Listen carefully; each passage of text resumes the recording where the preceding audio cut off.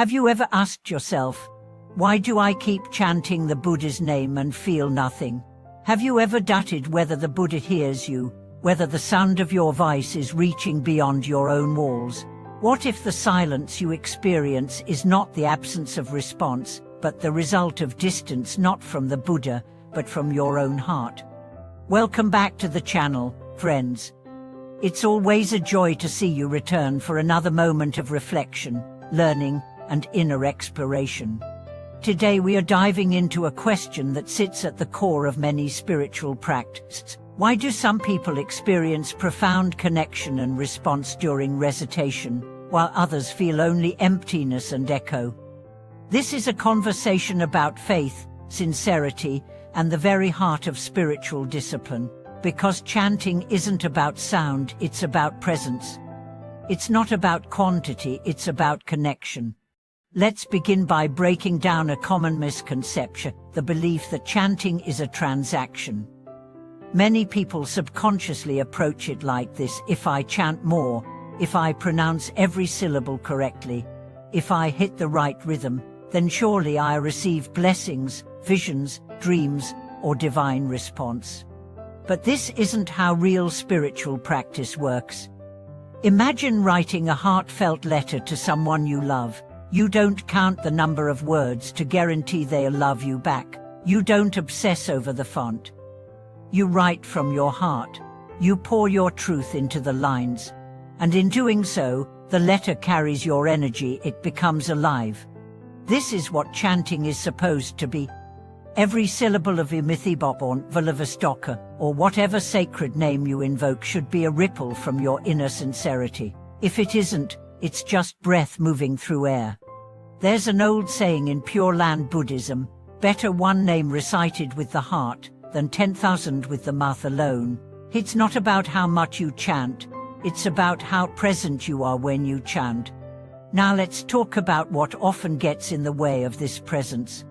First, distraction.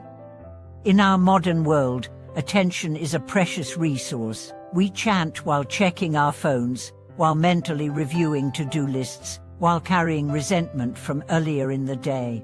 These thoughts act like noise pollution in the sacred temple of the mind. The chant becomes wallpaper, not an act of devotion, but background noise. Second, expectation. Many people begin chanting with the hope of achieving a specific outcome: healing, peace, protection. There's nothing wrong with this, but if you become attached to the result, you stop being with the chant. You start measuring. You chant and wait. You chant and peak. You chant and doubt. That doubt becomes a barrier. That measurement becomes a wall. Third, emotional disconnection. Sometimes people approach chanting with mechanical discipline, believing that repetition alone will open the gates of insight. But the truth is, discipline without devotion becomes dry, a desert of sound. To reach the heart of the practice, you have to let it break you open. Let it touch your wounds. Let it awaken your longing, your gratitude, your vulnerability. There's a story of an old woman who couldn't read or write. Every day she sat by the river, stringing her millipedes, softly reciting Mithibot over and over again.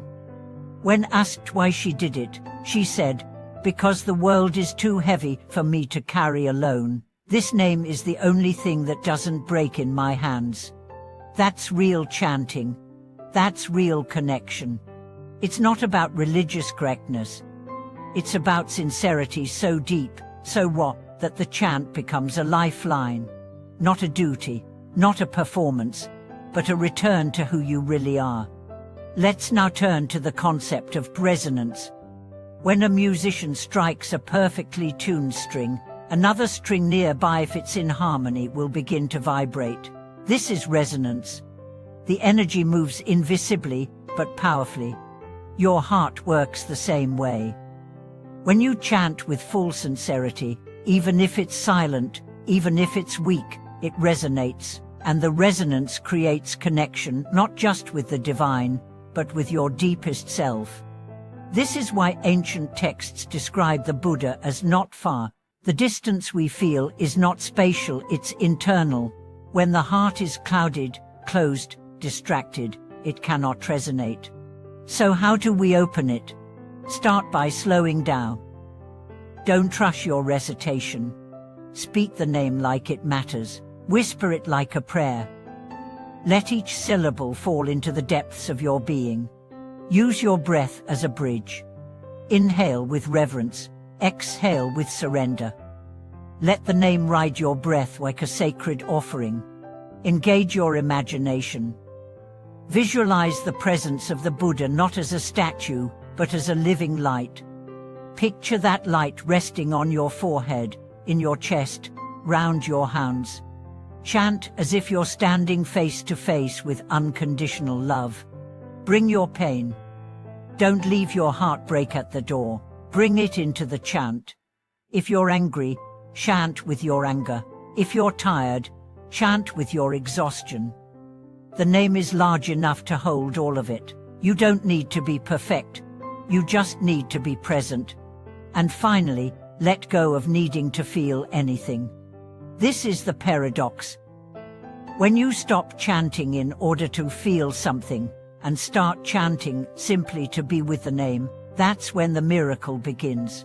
Maybe not immediately, but slowly, quietly, like seeds sprouting underground. Sometimes the effects of chanting are not emotional, they're behavioral. You begin to speak more kindly, react more slowly, feel less anxious. That is the chant working. Don't ignore these subtle shifts just because you didn't see visions or hear bells. Let's look at another story. A man named Daniel once shared his experience. He began chanting after a spiritual retreat. At first, he was enthusiastic. But after a few weeks of nothing happening, he gave up. Months later, during a difficult period in his life, he picked up the mullah again. But this time, with no expectations. He said to himself, "I will just sit and chant for 5 minutes. I don't need it to fix me. I just want to remember what still matters." That night, he chanted with tears in his eyes. Not from pain, but from relief. He realized that the chant didn't need to do anything. It just needed to be, and so did he.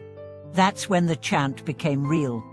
So to those of you watching who feel discouraged, to wonder why others speak of visions and peace while you sit in silence, please hear this: you are not failing. The silence is not a verdict. It is an invitation. Stay with it, soften into it, trust the process. Because one day, maybe when you least expect it, the name will open a doorway. Not outside you, but within. And through that doorway will come the stillness you seek, the love you long for, the clarity that has always been waiting. Thank you for watching this video. If this message touched your heart, please share your thoughts in the comments, subscribe to the channel, and share it with others who may be on the same path. Until next time, keep chanting, keep breathing, and remember the name is not far. It's already inside you, waiting to be remembered.